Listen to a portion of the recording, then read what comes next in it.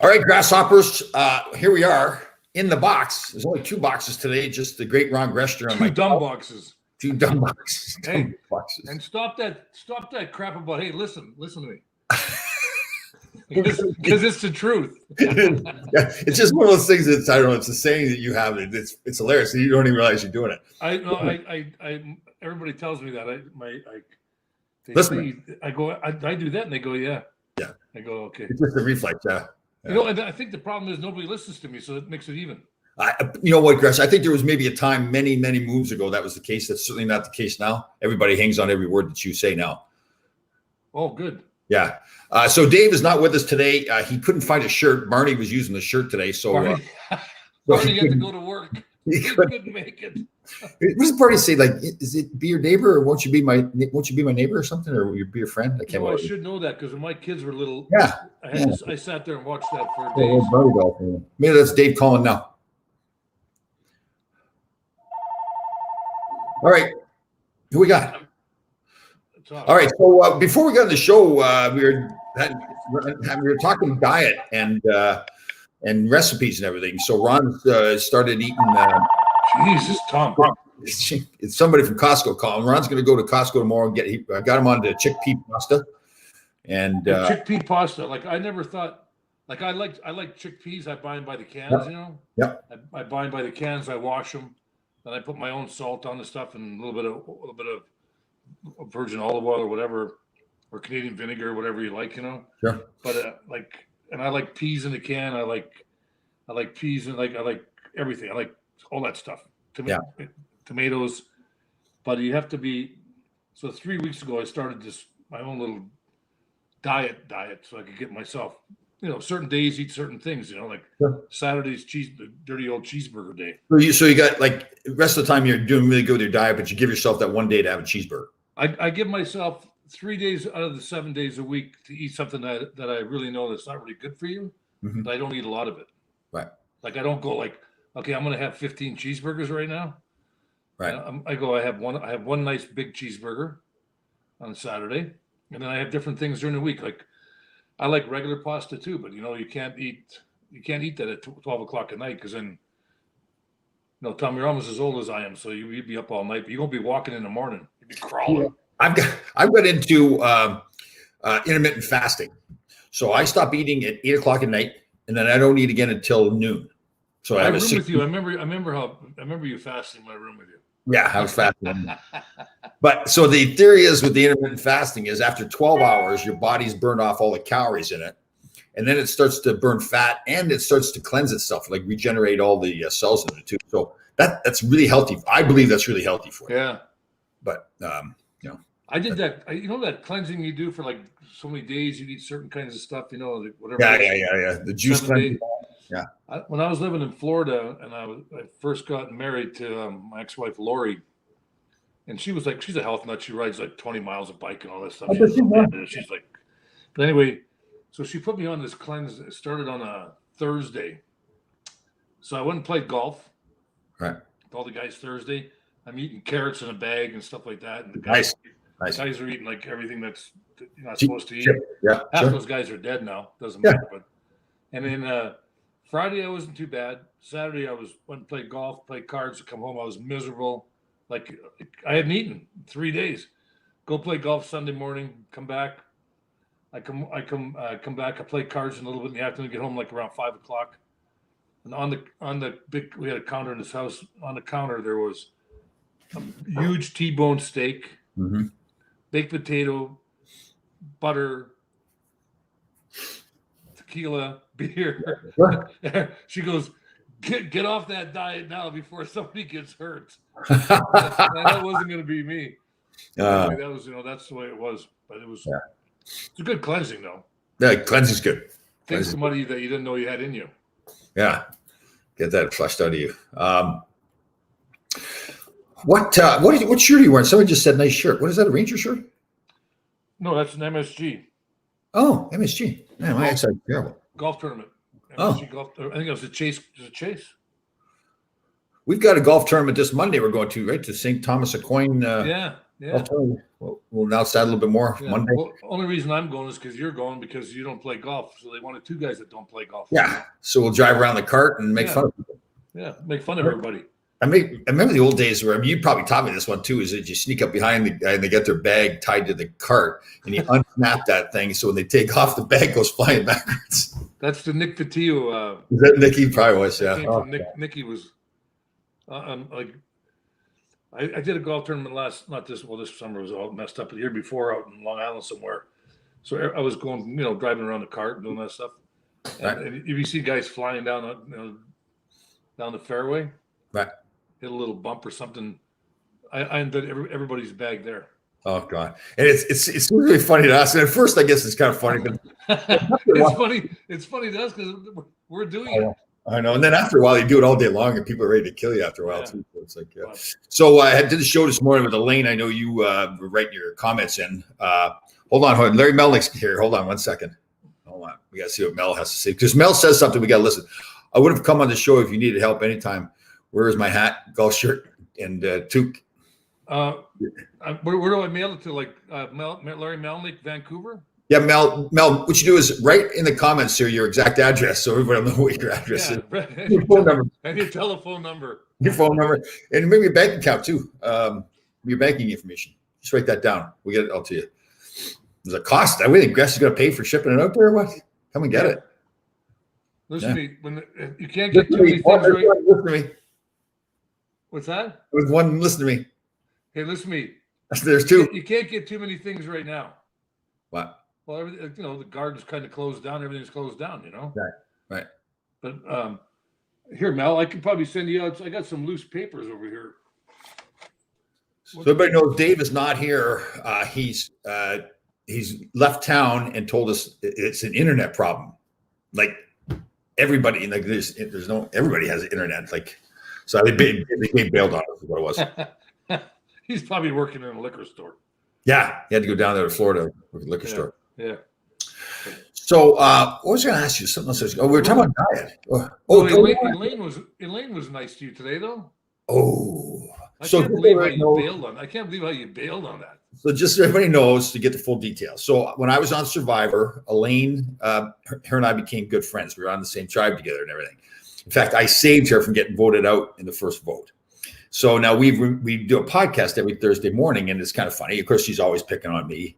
And she got married 2 weeks ago, or almost 3 weeks ago, in Kentucky. And I was supposed to go to the wedding. I was all lined up, ready to go. And then I read in the USA Today. I didn't realize that I realized what was going on, but there's 3 states: New York, New Jersey, and Connecticut have a setup where if you go to certain other states, you have to quarantine when you come home. I didn't realize Kentucky was on the list. Saw it on the list. I called Ron up. I said, "What do I do?" And Ron said, "You definitely aren't going." So it was Ron's decision for me to go. Hold it. Ron who? Ron Grester, because I have total respect. I listen to every word you say. Because you know why I listen to every word you say? Because you always say, "Listen to me." So I was listen to me. Listen to me. No, see, listen to me. Because you say, "Listen to me," I listen to you. Yeah, well, yeah. That's the first time ever. Then, if I ever said that to you, that was the first time you ever listened to me. Yeah, I remember you didn't listen to me back in Windsor 40 years ago.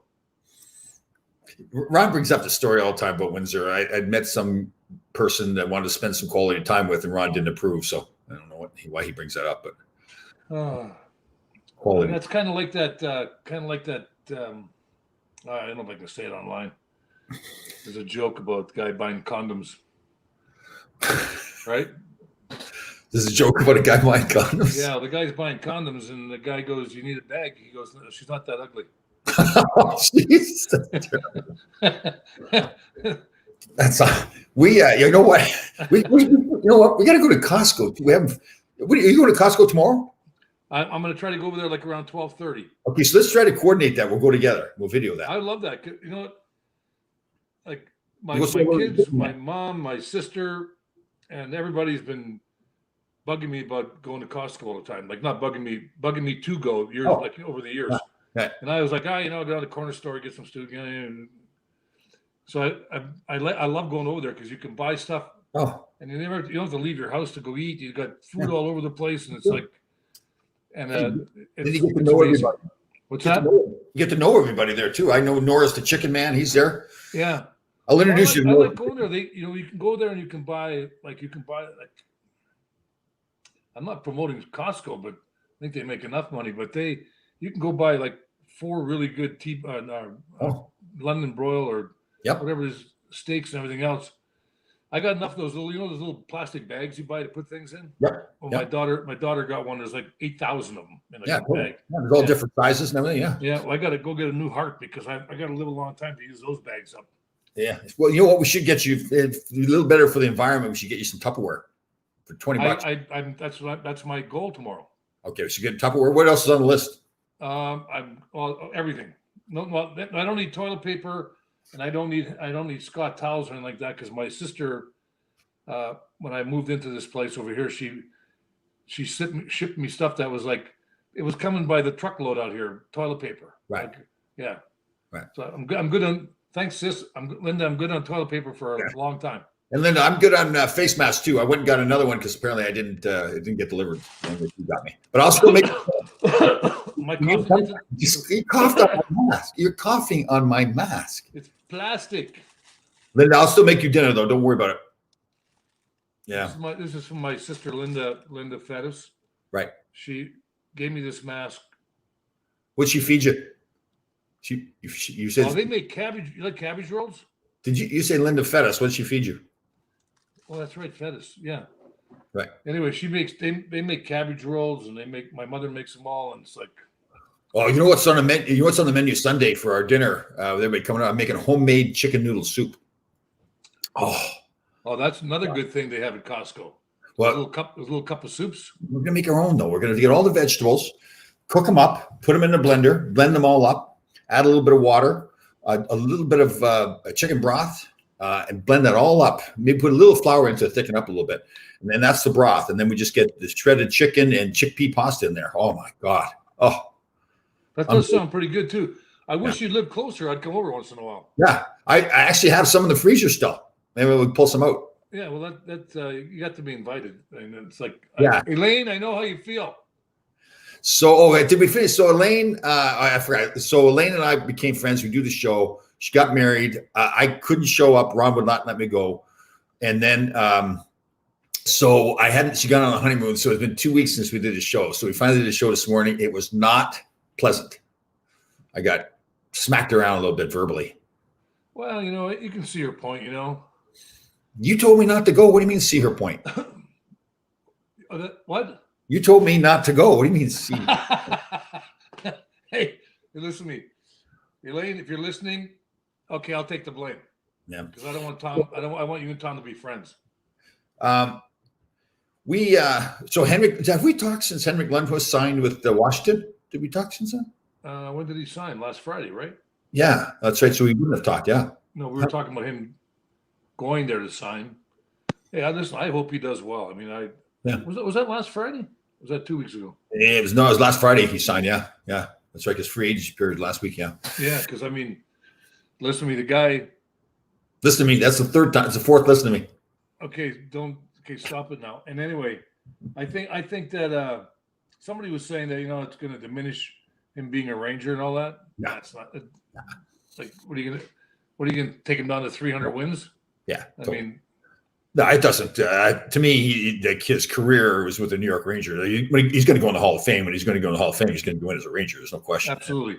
Yeah. And I think that he's going to be a guy. I hope he does really well. Yep.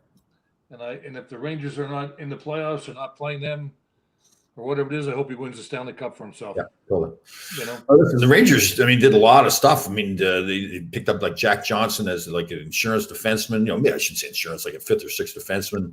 A pretty decent look. So was he a first round pick? He was a first round pick, wasn't he? I think he was. Yeah, initially he was drafted by LA. I think initially, yeah. Oh, was it? LA? Yeah. Go back. It was Colorado or something.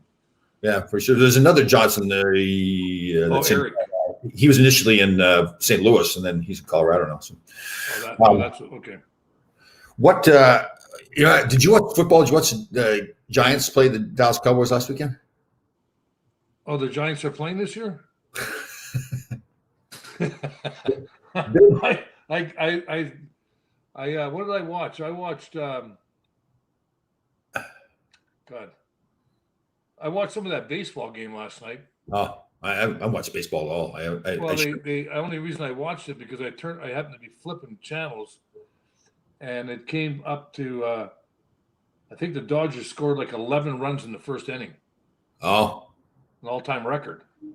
I'm going in the playoffs. I'm going, wow, that's an all-time record with all those teams that have played before that. You know, and baseball's been around for 100 years. I was just mentioning the Giants, so that Dak Prescott, the quarterback for Dallas. Did you see him get hurt? No, I didn't. I saw it. I didn't see what happened. I saw it after. That was one of the most gruesome things. And they kept the camera on him. And his ankle was like bent to the side. And everything. Yeah. Oh man, yeah. What's the worst? I was talking this about Kevin Allen too. What's the worst injury you think you saw in hockey? Well, I've seen it like skates to the face. Right. You think Malarchuk getting his throat cut was probably the worst? Oh, you mean that I've ever seen? But yeah, like just in general about hockey. Well, that was. I mean, the blood squirting out of there was. Yeah. You know, but I don't mind blood as long as it's somebody else's. Never bother me.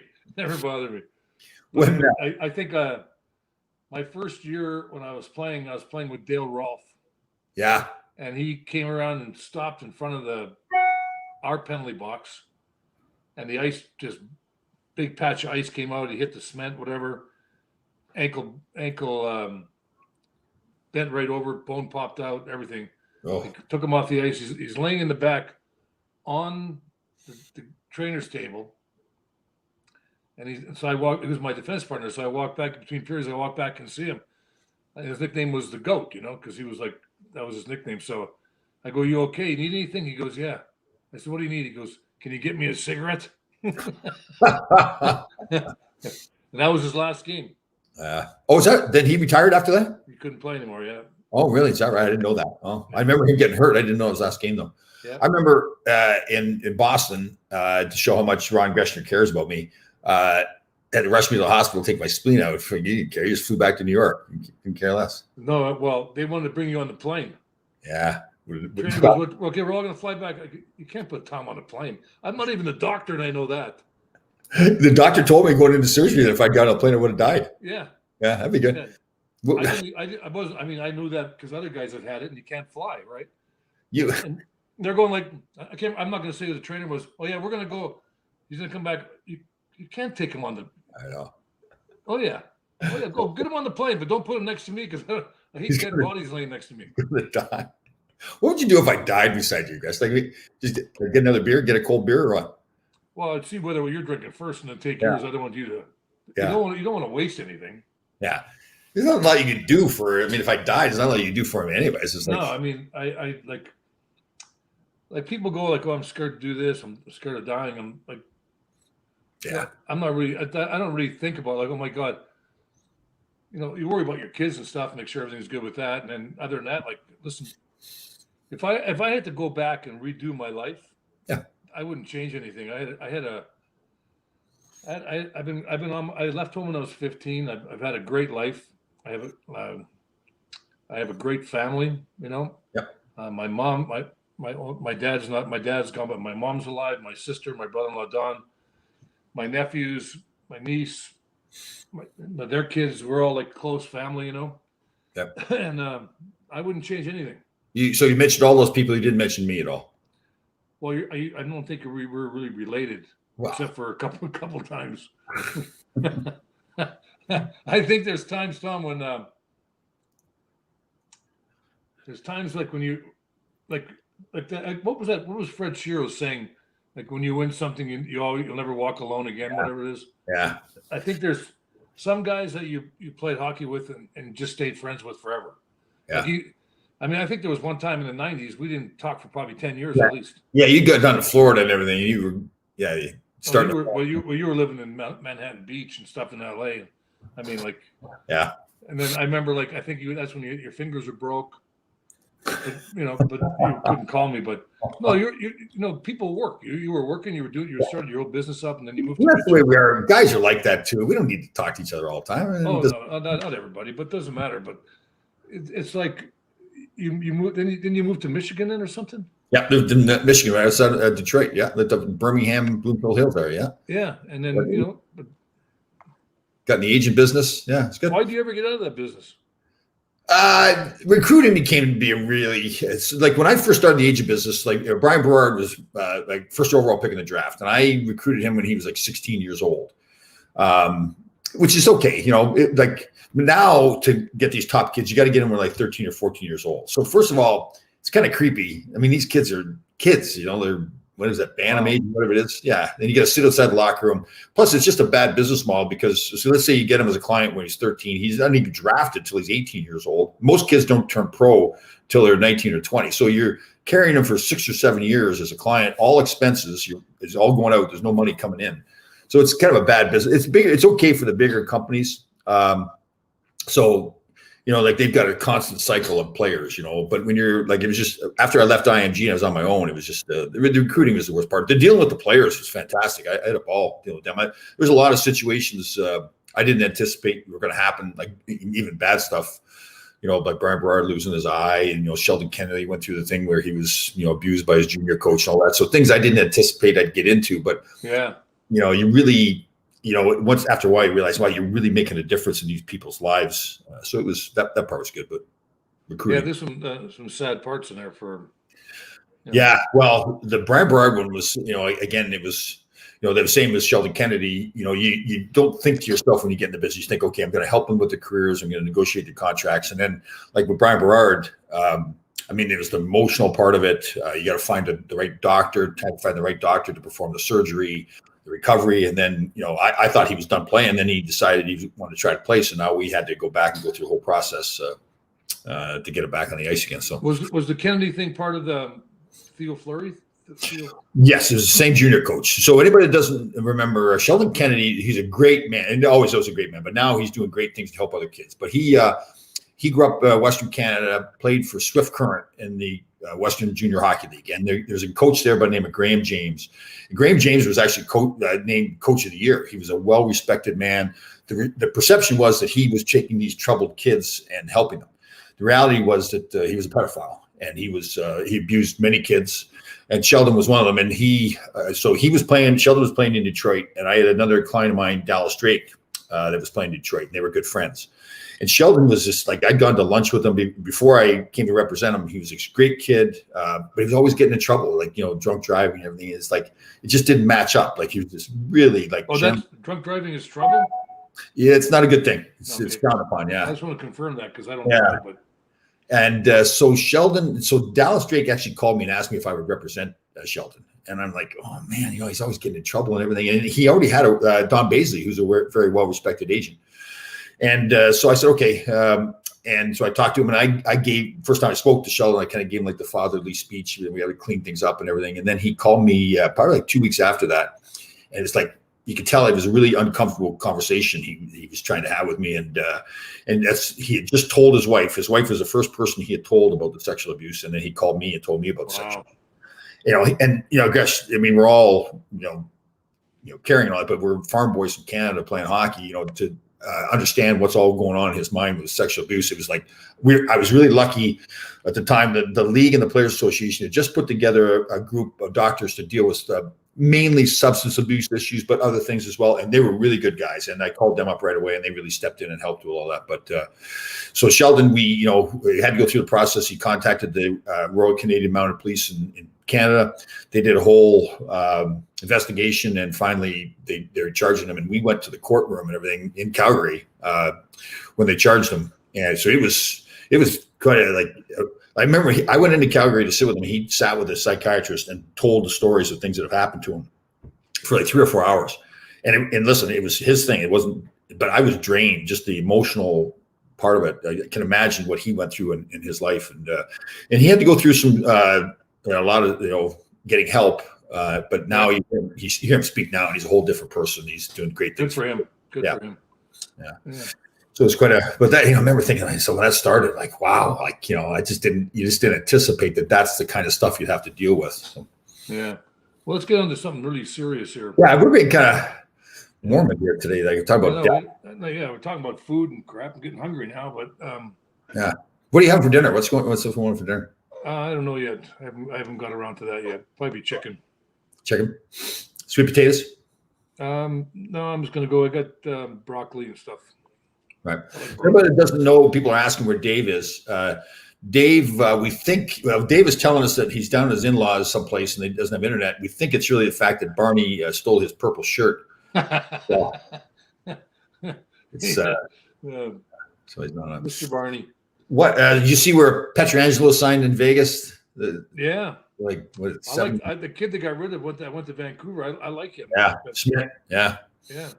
Yeah, and they still got Theoren Fleury. They still got Theoren Fleury in their lineup. They tried to trade him and couldn't trade him, and now they're saying they're going to keep him. Which I don't. I mean, ultimately, somebody needs a goaltender down the road. They'll trade him, but well, a lot of goaltenders on the line this year. Yes. Yeah. But I think it'll be interesting for Hank the first time he comes back to New York. Yeah. Oh. If he's playing, right. Whenever the season starts. Were you playing when Eddie Jockman got traded? You weren't. Yep, I played with Eddie for a year. Then he got traded. So you were there the night he came back that night, right? Yeah. Okay. And Detroit had just an awful team, and he came back and he won. We lost to them 6-4. Oh. But that shouldn't have happened. And then I think right after that, right after he came back, I think it was in October, and then. Right after that, Brad and Rattel got traded. Right. So our fan field reporter Janine, she's really not being paying attention to our conversation. She's having a conversation with somebody else here, going back and forth, and they're like exchanging how we use and all that kind of stuff. So I'm kind of disappointed in her. What did she say? Well, she's having a conversation on the messages here with somebody else. Does she have blonde hair or dark hair now? Ask her. Janine? Why would you ask that? We had a Diet Pepsi there? Yeah, I saw a picture of her. I don't know, on Facebook, whatever. She was blonde. She was going blonde. Oh, I see. So Susan Brooks here. How much of an impact will losing Jesper Fast have on the Rangers? Hated to lose him. Well, I mean, he's one of those character kind of guys. I mean, yeah, they're going to lose him, but they're missing him.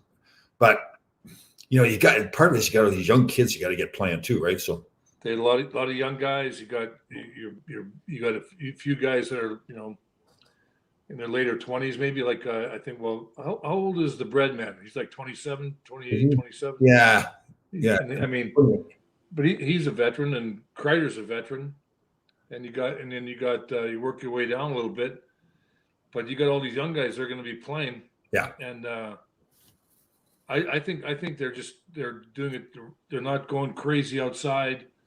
They got a pretty good defense, I think, and they got some outstanding forwards. Right. It's going to be interesting to see what happens with Tony DeAngelo. He's on the first day of arbitration, so they'll know right off the bat what his number is, and yeah, I mean, they'll probably already have they already have a pretty good idea what his number is going to be. What do they give him? Like 1 year? He can select another 1 or 2 year award. Oh, I think he selected, or it might be the team that selects that. I can't remember. But the max can go 2 years. Yeah, that's not well. He's not that old either. Is it? Was he 25? 26? Yeah, he's not very old. No, he's good. Yeah. But that's the cap world. Like we talked about Schmidt being moved from Vegas.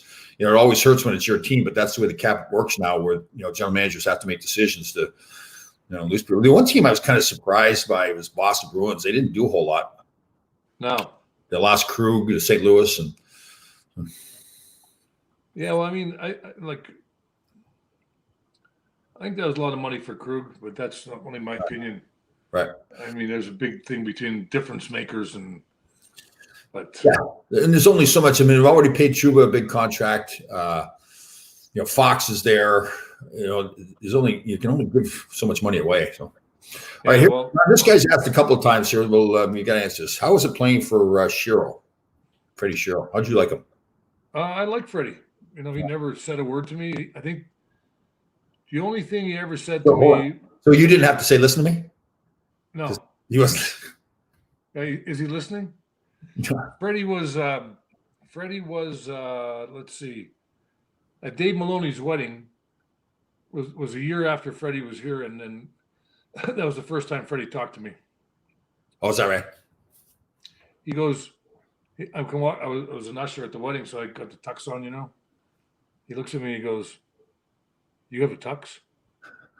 Seriously, that's what he said. I go, "No, I rented it." I don't know if he ever spoke to me.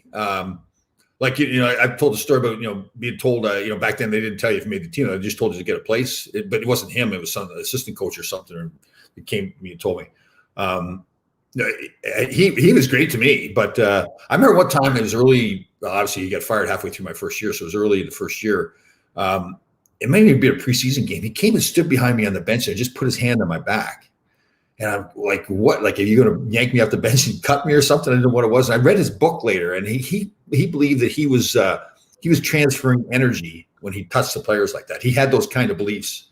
Yeah. About, he didn't express it. He just, Yeah, I remember when he fell down and broke his ribs back in the 80s there.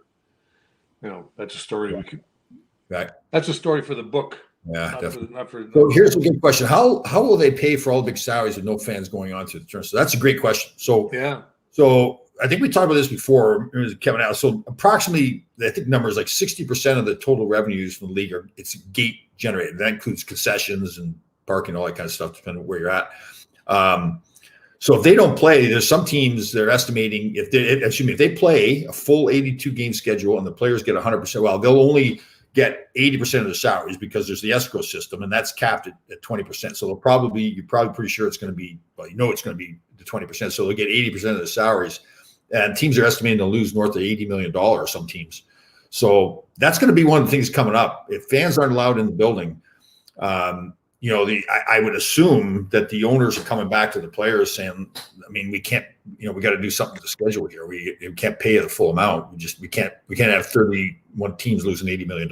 So, yeah, I mean, I really don't know how they're going to, if they can't cross the Canadian border. Yeah. And what are you going to live in a bubble again? Right.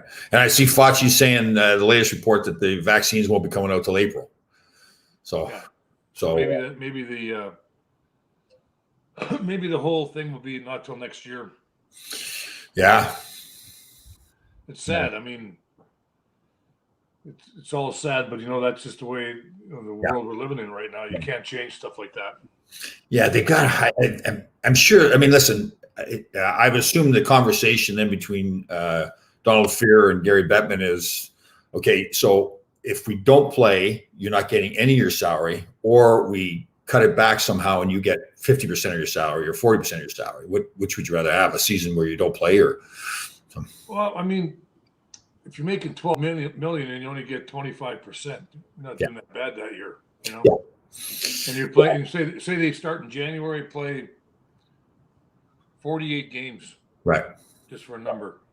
And that's the exact number when they had a lockout. The last lockout they had, that's the exact number of games. Well, that's where I use it from. See, that you're like a fountain of knowledge. Oh, it's all stored up there. It's like in the morning when I get up, sometimes I go, I take my coffee cup, fill it with water, and I go to put it in the microwave, and I forget, and I put it in the cupboard.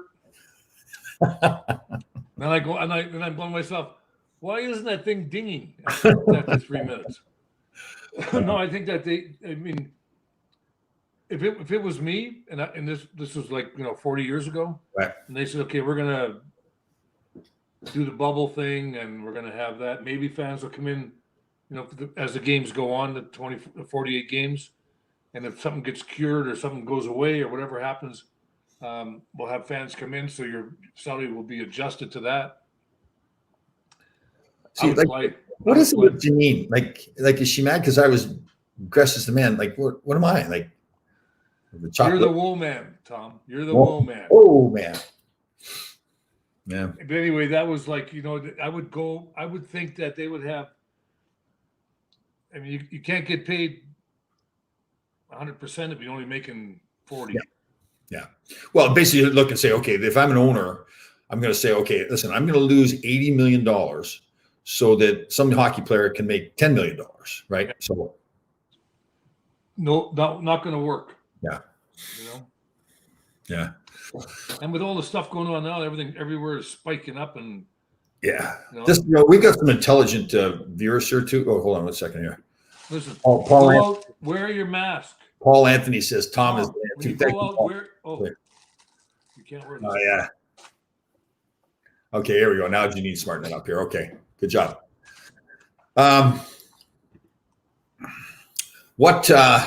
So we're going to go to Costco at 12:30 tomorrow. So anybody wants to meet us at Costco at 12:30 tomorrow in Portchester, New York.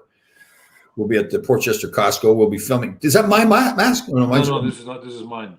Oh. My daughter bought me this one. Yeah. More like for robbing stores and stuff. Yeah, no kidding. No, I'll figure it out tonight. I'll talk to my kids and. What time are they going? Oh, the kids are going too? Well, no, my sons do because they carry them. I don't carry nothing anymore. Like, okay. What do you think I got them for? God Almighty.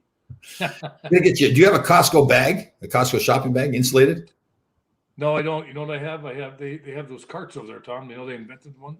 Yeah, but you don't have bags in Costco, so you gotta get it from your car to your home. So you need to have a bag to put it in. You have to have a bag. Well, see, for you to carry your stuff, and for me to carry my stuff, yeah, it's probably the same distance from our cars. Right. But I'm in the house watching them come in. Oh, okay. Okay. You know. All right. But anyway, no, I love Costco. I mean, I think my youngest son, he's going to Iona, so I think he's finished school 11:45, 12 tomorrow. Okay. And then my older son, who's not working tomorrow, is his day off. Okay. He works over in Armonk, and he works 6 days a week. I have great kids, so I can't complain about them. No kidding. My mother's 97, and she's still cleaning up and working. She's like, my mother's like not really human. You mean that in a good way? Yeah, in a good way. I mean, you can't. It's hard to believe somebody 97 years old is up cooking and cleaning, and right. You know, but that's the way it is. Yeah, definitely. Yeah. So you're gonna get Tupperware tomorrow, chickpea pasta. Tupperware, chickpea pasta. You know what we should get you? Is another step is get like the big cans of crushed tomatoes and tomato sauce and make your own. I want to get diced tomatoes and I want to get stewed tomatoes. Right. Well, because you want to make your own spaghetti sauce, like your own marinara sauce. Because yeah, I know. You get in the jar, it's too much sugar. What? Too much sugar in the jar. Too many. You want to get the natural sauce, like crushed tomato sauce. Yep. Maybe we have to do like a cooking show, Tom. Yeah, that's a thought. You cook, I'll eat. Somebody has to eat it. I like that. Maybe we'll do this. So you know, I'll cook it here, and then I'll deliver it to you. So we'll have like filming me delivering it to you and everything, like setting it up. Yeah, but just do the bump. That's right too. We got the social distancing. Yeah. We have been for like 3 months. Do we? Yeah, exactly. Hold on. We got a question here. Do you think that the bubble will burst on huge salaries? Maybe this pandemic starts. No, my guess is I don't think it's gonna. I think we're gonna get it under control at some point. I mean, temporarily for a couple of years, they're gonna have to make adjustments to the salaries. Yeah. But I think later on down the road it'll get back to normal. Who knows what, when, where, how. Here's another intelligent woman. She's thinking a lot like you, actually. You need to write a cookbook, Tom. Ron actually mentioned that to me the other day, that I need to write a cookbook. Yeah. And I think we'll do that. But it's got to be, it can't be just like every other cookbook. Though. It can't be just like recipes. No, you can't tell them the ideas now, Tom, the ones I gave you. Oh, okay. All right. Yeah. Tom, I was watching, Sunday's like my day, like, I don't want to say I'm bored. Right. But it pops up on my Instagram. So I watch it, right? I see what you're making. Right. You had those chickens that weighed like 14 ounces. Yeah. You had 3 chickens and there were 3 bites. Here's the point. I got to tell you the story. Remember the other day I mentioned to you there wasn't much chicken on the chicken. There wasn't a whole lot of meat. Yeah. I realized I had the chicken upside down. But I forgot to tell you. They're so small. I targeted the chicken. I'm like, there's no meat on this thing. Those chickens were so thin, they only had one side. Oh, God, it was hilarious. I flipped it over and I looked at the picture of it, tell you, it's upside down. But no, I think there's a lot of stuff that Tom, I was watching his cooking show. Yeah. And I'm going, Tom, you got to do this. It's like the perfect opportunity. The whole thing with the workout thing, how you eat and everything else, Right. Well, somebody's got a great idea, though. So you can do your own money. I mean, listen up. Listen up. What? Just listen to me. He said, listen up. Yeah. The listen up. It's That's listen. that's the name of my book. Listen to me. Listen Listen to me. to me. Oh, it's hilarious. Oh God. So the Can't true, take it anymore. the True Grit cookbook and the Listen to Me Yeah. cookbook. I went and bought a new computer, you know. Seriously. Not a computer, a new printer. So I spent Computer printer, it's the same thing. well, no, but I was talking about like hooking up. It took me all day yesterday to figure out how to hook it up, and it's wireless. Did it come in an instruction book or? Oh yeah, but who reads Nah, that? you don't read that. Yeah. Finally, I go, okay, give me the book. I'm reading it, and I go, you go to here, go to there. Right. Just put this code in, and then it works. So I was going to throw it out. I bought it. I was going to throw it out. Oh God. Where'd you get it? Costco? I went to Staples. Oh man, gosh, you got to go to Costco. You got to be loyal. No, I was going to go. I went to Staples because I saw the one I wanted. I know, and they had it. Okay. But so Costco tomorrow. Yep. Okay, so let's get to show the list. Now you're gonna do a list. I go down every aisle. I don't necessarily do a list. Well, I do in my brain, but I go with my kids, and they have their own list. Oh, they got their own list. Okay. Yeah, I go in there to buy a couple $100 worth. My credit card puts his eyes. My credit card goes like this. But no, it's like it's such a great deal there, though. How do you people? Everybody should go there. It should be like a law that you have to go to Costco. Yeah, Right. yeah, like once a week. Yeah, absolutely. I mean, I know everybody there now. I say hello to everybody, give them the knuckles. There's one guy that always works at the top. So in Portchester's got 2 levels. It's a rare Costco, right? So most Costco's are 1 level. This got 2 levels. So it's got like an escalator kind of thing. And this one guy at the top of the escalator is always working there. Is like dressed to the T's, like his shoes match, his pants, his belt, and everything like that. So I always give him a hard time. He's like, I haven't seen you in a long time. yeah. Well, that's kind of Elaine. You haven't seen Elaine in a long time. Let's not bring up a sour subject, okay? Why do you have to start that? No, I'm just saying, like I think you should have went, honest to God. So you told me not to go. What? You told me I shouldn't be going. Hey, Elaine, if you're listening. Who do we we got some time to kill here. Who do we should get on as a guest next? Like what former player do you think we should get on?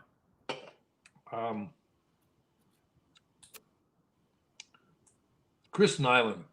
Chris Nyland, that'd be interesting. Yeah. I thought you were going to say Chris Katsopoulos there for a second when you bet that. Well, Christopoulos would probably be a good guest too. Right. Yeah. That might be the last show we ever do, but but anyway, who else? We had Middleton on, right? Yeah, Barry Beck's a good choice. The time issue is the only problem. Kevin Klein, that's a more current player. We didn't play with Klein. Janine is saying that again. I think Janine, did she get a little crush on? A little crush? Yeah. Oh, on Klein? God. Oh, is that right? Don Maloney's a suggestion here, but somebody's suggesting, Clarence is suggesting Ty Domi. Do you know if you change all the letters around in his name, you get me idiot? I'm serious. It's true. Somebody told me that one time, and I looked at it. And I thought, it is true. I remember him coming to my front door when I lived up here 30 years ago. Him and Rudy Pocek. Oh. So I'm looking out the window and I'm going like, who the hell is at my front door in my house? So I went, put the gun in my pocket, walked downstairs. Oh, is that right? I go like, I didn't know who they were. I didn't. But Ty was Ty. He's a good guy. He was a gamer, boy. I'll tell you that. He could go. There's Pat Hickey's a good choice too, right? Eddie Mio, not Eddie. We'd give Eddie Mio one, but you've been calling him Potato Head all the time, Eddie Mio. Will he still come on the show? You think? Oh, Eddie, yeah. We can talk. We still got that hatchback. We can talk about that hatchback story where he's sitting in the back. Yeah, we have to get in there. I mean, Jan Erickson's a good one too. Oh, a good one coming up. Pierre LaRouche coming up here. Oh yeah. Pepe. Pierre's good. Yeah, Pepe's a good storyteller. What a player he is. The only problem with Pat Hickey, if we have him on, we'll just ask him one question and he'll go for an hour. Oh my God! How about Hitch? How about Pat at those meetings? Oh God, we had remember John Tortorella was coaching. We had an alumni meeting and Tortorella came and we got a chance. Everybody got a chance to ask Tortorella a question, and it's went on for 10 minutes with the question. Finally, I said, "Is there a question here?" Oh God! Like he gives you like a little book, you know. Oh God, he's funny. Let's talk. Hitch is talking. You can go to the bathroom. Yeah. And be in there for quite a while and come back out, and he'll still be going. Yeah. Oh God. Eddie Jockman would be a good one. He's suggested by Susan Brooks here. Oh yeah. I like that. We you know what? We got to put some thought in. Anders Hedberg is a thought too. The problem with some of these guys, you know, is making sure like Gresh is a, you know, like a schooled IT genius now, a guru. Yeah. But not all these guys are like that. So what about Don Murdoch? I don't think he wants to. Yeah, you know, he's had his past. Actually, I had a good talk to him about it, and tell you, he's really doing well, Don Murdoch. He's fantastic. Talking to him now, you can tell he's really like a great life going on, and he just he was very honest. He said he just didn't really, you know, because we're telling old stories, and obviously with him on, we tell a lot of the old stories about him, and he just didn't really want to go that. Which I totally respect. Well, I think Donnie should come on because he can't remember any of them. Some of the other guys, like George McPhee's been mentioned, Don Maloney. The only problem with those guys, they're working for other teams. They're kind of hesitant to go on. You know, because we're kind of smart asses and having fun. Brian Mullen, there's a good one. Oh my God, you can talk about his heart attack. Yeah, we can talk about his heart attack. People think we go to events that him and I look alike. So there's sometimes when they announce, like we play our charity game, they'll announce Brian Mullen. I'll skate out instead. Yeah, you guys kind of look alike. Derek Sanderson, could he get on a computer? He wouldn't know how to turn a computer on, would he? Turk? Derek? Yeah. Oh yeah. He's a money manager. Yeah, that's true. Mike Richter's a good one too. Mike Richter's a good speaker. Don Orey, my defense partner in 1970. Is that right? Wow. Yeah, I played with Donnie Orey. Oh, there's guys. Donnie Orey, Doug Jarrett. I played with all those guys back then. Right. Actually, you know what? Here's a good choice. Clint Malarchuk. That'd be an interesting conversation. That whole. I don't know how he feels about it, but Marty McSorley we could have on. Oh. Yeah. I don't. Somebody suggested John Van Beesbrook. Well, put him and Hitch on together. I mean, you can get off the show. God, yeah. Oh, smokes. Beezer, I'll tell you, was a great athlete, though. He was a really good athlete. Anything he did. I remember we went bowling one time, and he got up to bowl. It's like he was a professional bowler. Yeah. But was Sam with him? Sam Rosen was with him, wasn't he? Was he with Beezer? Yeah. Well, I think Sam adopted him. Oh, did they really? They were that close? Oh yeah, it was like you and Freddie. It's like Nicky and Herbie Brooks. Nicky and Herbie, yeah. Yeah. Freddie, Nicky, and Herb. You know. Yeah. Me and Freddie got fired.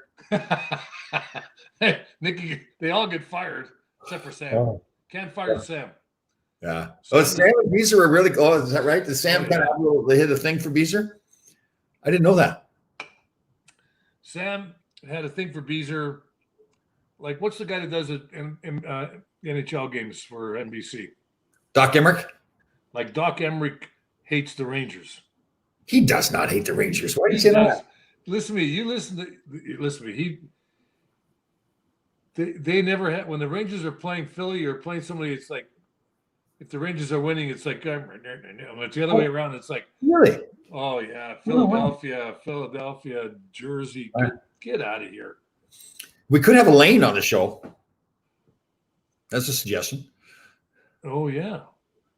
Bruce Beck isn't tall enough. Like he'd need a booster chair, wouldn't he? Somebody suggested. You mean Little Bubba? Little Bubba. Baby Bubba. We're going to get JD on some of the suggestions. So we'll get him on. He's got a ton of stuff going on. He's getting pulled in all kinds. Mike McEwen. We got. If JD comes on, you're going to have to do a double screen. Oh, man. Mike McEwen, that'd be interesting. Cue ball. Oh, well. He doesn't speak enough. That's the only problem. Yeah. Oh, well. Yeah. When I think of cue ball, I know we've told the story before. I'll never forget. And when Thomas Sandstrom early in his career, we told a story. So we had one of those things. We were playing bad, so we had a meeting, and everybody got a chance around the room to say what they thought we needed to do. And cue ball went, and then Thomas Sandstrom was the next one. Glennie Hannon was on the team. Cue ball it was cue ball. He was a great guy, great player, but he was kind of like on a different planet sometimes, right? So he just said, you know what? I don't care. I come and do my job, something like that. So Thomas Sandstrom's next. His English isn't very good, so he just says the same thing that Q. I agree with what Q Ball just said. So Glennie Hanlon was the only ultimate team guys, and this just drove him nuts. And he was steaming, and we were just about to go out on the ice for practice, and he goes, "Tommy, I hate that." Him and Tiger Williams were friends, and Tiger Williams was a real good team guy and everything. And Tiger Williams wouldn't stand for that, and Glennie was just snapping, like losing it. So now he gets in net, and Thomas Sandstrom just at that point, he was a great guy, great teammate, but again, his English wasn't that good. He goes down with a warm-up drill, fires a puck at Glennie's head. I don't think he meant to, but he didn't know that Glennie was upset. He just fired a high shot. Glennie lost it. And remember when he started chasing him around the rink? And Teddy Stater was coach, and Teddy Stater had a Swedish wife. And Glennie's going around, "You freaking Swede, you Swede this and Swede that." And then we got them all settled down. And about 10 minutes later, Sandstrom goes now intensely fires one at Glennie's head again, and Glennie's out of the net. So it was I remember that. Yeah, that was good stuff. Adam Graves, we could have on. Yeah. We could hold on. Let's see what Mimsy's saying here about Phil. You always bring Phil back, see if he could beat his F-bomb record. That's one way of looking at it. Mimsy, thank you. Yeah. Yeah, there's a lot of guys out there that Danny Garrett played for Buffalo. Yeah, Rare Roots Elena. That'd be a good guy to have on. How about Lindy Ruff? Lindy Ruff, yeah, sure. I'm sure he'd go on. He's a devil now. Yeah. But Rayo would have to give him a couple of cocktails because he never talked until he had a couple of cocktails. And then, well, maybe get him and Pav on together, and then they could both, Yeah, that's interesting. Yeah. Yeah. All right. So anyway, speaking of Pav, I hope he's doing well. Yeah, it sounded like things are better, right? That he's getting moved to a different. I don't think he has moved yet, but he did move to a less restrictive facility. So yeah. Brian Boyle, Glenn Healy would be interesting to have on. He's good. He's a good speaker. Yeah. He runs the NHL Players Alumni. I don't know if you know there is one or not. There's one. We give him a hard time for that. I think that's a tough little. I heard he's doing a great job with it, though. Yeah, he is. He is doing it. It's tough. It's like they're doing a lot of events around the Toronto area. So obviously to have a successful event, you want to have more Toronto Maple Leafs going. But that means the rest of the guys don't get to participate. So that's not Glenn's fault. Glenn's actually. I think because Wendy McCree works there also. Yeah. And I think they do. Toronto's a big area. A lot of people played there, lived there. Yep. People that didn't play there and were from Toronto go back and live there. Yep. So, it only makes it's a common thing about, okay, so you played for the Maple Leafs. We're having an event here. Who are you going to invite? Yeah, totally. Yeah. There's a suggestion, Steve Vickers. I don't think Steve Vickers. Oh, my God. Can't even call him. He makes Gresh look like a genius on the IT. Listen, we can't have him on here because I think the string broke on his tin can. Oh, my God. Mark Osborne. We could have Mark Osborne. That'd be good. Yeah. Ozzy. Mark was very religious. It wasn't like preaching to anybody, very religious, and I think we all respected him for that. And he sat beside me at Rye Playland, the practice rink, and I pulled him aside one time. I said, "Are you okay if we joke around about religion a little bit? Like, if offends you, I won't do it." And he said, "No, it's fine, Tommy." So he'd come in. We started this thing that he'd come in, and I'd go, "Praise the Lord, Ozzy." He goes, "Praise the Lord, Tom." At first, people were like, "What the hell, Tom? What are you doing?" He's funny with it. He was good. Ozzy was a good guy. Yeah, he was really good. Yeah, good player too. Yeah. Big, Eddie strong. Ooh, Luke Robitaille would be good to have on too, former Ranger. Yeah, we could ask him if that's really true about what happened with his wife and Trump. Oh, that Trump hit on her or something like that? Is that I don't know, some crap. Yeah. Well, I know her. I don't know her all that well. If she said it to. Yeah, listen, I could care less. But anyway, what else is going on? Listen to me. They signed the number one. That's the first one. They signed the number one pick, Tom. Yes, that went pretty easy. I have to say that because you're always talking. I can't get a word in. Yeah, well, that was probably the easiest negotiation anybody's ever done. That one. Obviously, he's going to get the max entry level contract. So, what is that, like $975? I think that's what it is now. Yeah, and there's bonuses there, like point bonus, all that kinds of stuff. So they just went to the max. It's a great contract to sign if they play. Yeah. Like, what would happen now if they don't have a season and the players have a contract? Does the league still owe them the money? Well, that's got to be negotiated, right? Because the league would take a stance that we're shutting down we just shut down. We're not playing. And then there's all the grievances. So it would all be a negotiation. They'd figure something out. But I mean, yeah. Well, say a guy signs a 7-year, right? Right. Is that a year off the contract? Right. And so now they don't play till next September. Right. So typically what would happen is that they would just push those contracts forward. So like in an entry-level contract, for the player side, you want to get through that contract as quickly as possible and now now you get to a point where you renegotiate. So, but probably what would happen is, so if he signs an entry-level contract is a 3-year contract when you sign when you're an 18-year-old. So it would just continue to push that back. So once he starts playing, whatever that is, it'll still be a 3-year contract. Yeah. I wonder the player. What happens if a guy is on his last year of the contract? Well, they would negotiate all that, but typically it would be he would still have the last year's contract. Right? Like he may not want that, depending on where he's at. He may want the contract to end so he can become a free agent. There's all different ways of looking at it. But say the guy's on his last year, and I'm sure it says, 2021 season. Right. Yes, it does. It is on the standard player contract that you sign. It lists the years. Right. Yeah. And now they don't play the year, and then now it's next summer, and the team's going, well, look, we didn't play. You're not getting paid. Yeah. Yeah. Right. So you're not going to play. You're not getting paid. But again, that's where the negotiation comes in. They would negotiate and say that they're pushing the contract back because it would work both ways. Some guys would want the contract to end. Other guys may say, listen, no, I need the money. I'm near the end of my career. I don't want the contract. I get it. Like last time when they had the lockout in 04, 05, missed the whole season. A lot of guys' careers just ended because of that. Because, they were at that point where maybe if they kept playing, they'd continue on, but they were, young kids were coming up and their careers ended. So it hurt a lot of players. Like the older players, like older fourth line kind of guys. Yeah. All right. Well, we've gone just about an hour here. You and I babbling. I think we'll do a little. Well, next week we'll show a little of our video tomorrow. Yes. Yeah, definitely. And now we get dressed up or anything, or like you do just casual, or where are we going? No. I'm going to wear a suit and tie. Yeah, suit and tie. Okay. I'll meet you there. Okay, perfect. I'll dress accordingly. And again, if anybody wants. So I guess what we'll do is once we find out, should we send out a notice here what time we're meeting in case anybody else wants to meet us? Absolutely. We're going to be I got to check my son's schedules. Okay. So it's in the 12:30 range, right?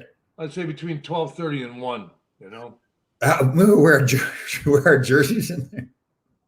Come on, Clarence. There's no way. I'm not wearing my jersey in a Costco. Nobody's going to know us anyway. Yeah, they're going to go, what? What are those guys doing? What are you wearing that guy's jersey for? Didn't he play like 50 years ago? Yeah. There's Halloween costumes there too. Susan just remembered that. Susan Brooks. Yes. Wow. Maybe she buy a Halloween costume. We would try them on. Didn't they cancel Halloween this year? Yeah, but there's still costumes there though. I was there last week and there's costumes there. We get you a wig. Just what? Maybe I'll go tell it now. It's the end of the show. You can't pick on me much anymore, so now I can. Who else is coming? Somebody's coming here. Teresa says she's coming. Or Janine says she's coming. It was Teresa too. Yeah. Well, all right. Good. We are going to go tomorrow. So, and do we have any kind of etiquette while we're there, or is it just a free for all? There should be some kind of rules. Shopping. There is rules. You got to show your card to get in. Right. And then I don't know. Okay. 2 shopping carts and I'm out of there. Yeah, and make sure you get so here's the thing. So they usually spray the handles down and everything so they're nice and clean. Got to have the mask on. Remember, everybody's got to show up with a mask, right? If you're coming. Tom, maybe I'll bring your Ranger one tomorrow. Yeah. Bruce is trying to be Mr. Negative here, Negative Nancy here. By the way, Costco Friday does not. Costco on any day is fantastic. Don't worry about a little crowd. That's not bothering us. What crowd? It might be a little bit more crowded on Fridays. But at 12:30 should be pretty good, though. Listen to me. On Fridays, it should be less crowded. People are getting out of work, going to the bar. Okay? They're going to Costco now, Chris. Yeah, I want to go to Costco. I want to buy. I got a bunch of stuff I want to get, Yeah, and so Jessica Danahy's asking, do we need a membership? Yes, we do. You have to have a membership card to get in. Maybe if they just came with us, they wouldn't have to have a membership They card. don't even, no, just come with us. You can walk. I walk in like 3 or 4 people all the time with my kids. Really? Well, you're Ron Kreshner, so. That's true. Yeah. That's true. Yeah. So we're going That's to why say they always ask me to get out. we'll go to Norris the Chicken Man. Say hello to him. Yeah. No, I want to buy. I want to buy. I want to buy a bunch of stuff there tomorrow. I'm going to stock up so I don't have to go anywhere for another 3 weeks. Right. Because it's starting to get cold out. You know what? I'll point out to you too. Like I bought like a 20 pack of dish towels for the kitchen. So just use those up, throw them in the dishwasher, the washing machine. You know. Yeah, I do that too. Yeah. Well, my daughters take care of that stuff. Right. You know, see, when you have kids. Yeah. And you train them correctly. Train them correctly. Yeah. Yeah. That's the way it works. So right now they're at that age where they can do all this stuff for me, but once they, start hooking up with, whatever, and then they don't come around anymore, then you're like, right. Okay. But now what happens now with my sons, when I go, I have to text them and say, do you need anything? So, yeah. But they do that with me too. So I shouldn't say it. Yeah, no. And my youngest son likes to cook. Good. Loves cooking. Good. Makes great barbecue, man. That guy can. Excellent. You know what else I'm going to get tomorrow? I'm going to get ribs. Oh. And then with sauerkraut. Ribs and sauerkraut. Yeah. But they don't have the sauerkraut in the ribs. I mean, you buy the sauerkraut. No, you buy it separately, then you put it on, you brown them up, and then you. Takes a while to make them, but it's one of my mom's recipes. How do you cook yours? Your ribs. Well, you get the what do you call that pan? And the who?